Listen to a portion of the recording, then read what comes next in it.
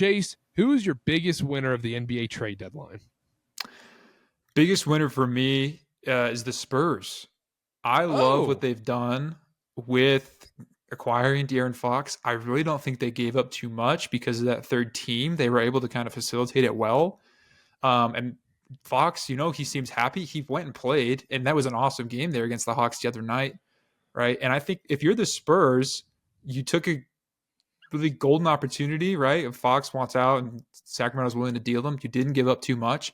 And now you're in business for 7-8 years if you play your cards right, at least with Wemby on your squad, right? I'm talking about Fox's, his length of his career. But if you're the Spurs, you've immediately become relevant as far as playoff contention goes, and you have the most exciting, most alienating, most I wish I had him on my team player in NBA, top 3 in NBA history in Wemby. So not only you've given yourself a chance to compete this year and many years forward, you've given yourself a great platform to show off the most exciting player in the NBA today.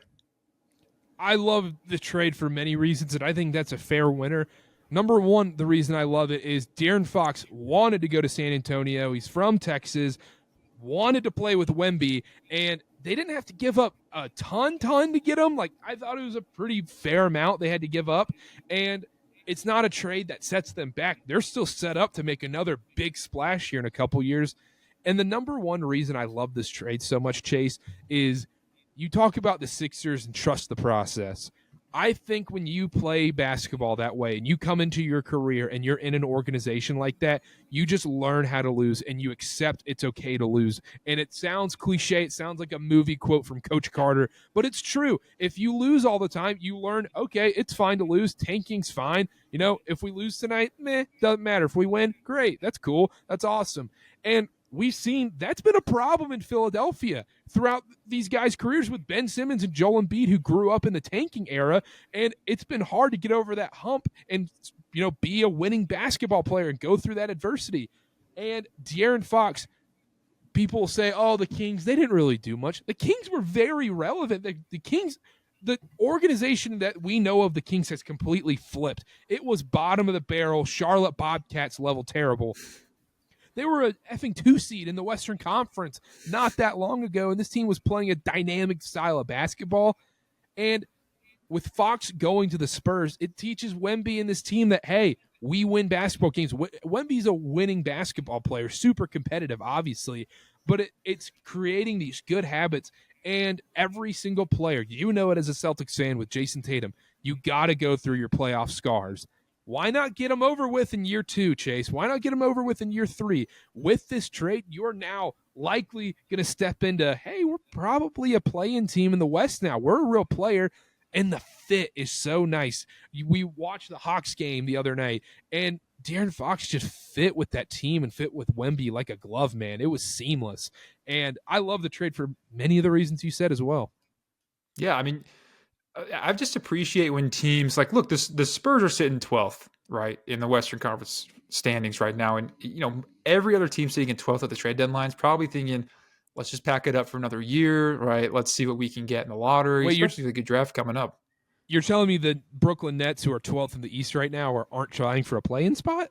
I didn't see them make a whole lot of moves here with the deadline. I was waiting for those big Brooklyn Nets splash. I think they Danny Ainge themselves out of some deals with Cam Johnson. I think they actually did. We could talk about that later, but I just appreciate teams that are like, look, I think we can get a dude, right? De'Aaron Fox is a dude. It's like, that guy's awesome as a point guard, and pair him with Victor Wembanyama, and let's actually go win some games. We'll see if that's actually their philosophy. Right now, to me, this move says that's what they're trying to do, and they're going to push for a play-in spot and see if they can sneak into the playoffs here. If they do hold back and they do still try and tank a little bit, see who they can get in the lottery, and then really reload for next year, it's another story. We'll see what they end up doing. But to me, this says aggressive, let's win. And that's exciting for every reason. For us as fans, we want to see Wemby in the playoffs, right? We want him to play in the biggest games. And if you're a San Antonio Spurs fan, right, your life's amazing. You had it bad there for 7-8 years, right? Now you're all of a sudden all the way back up.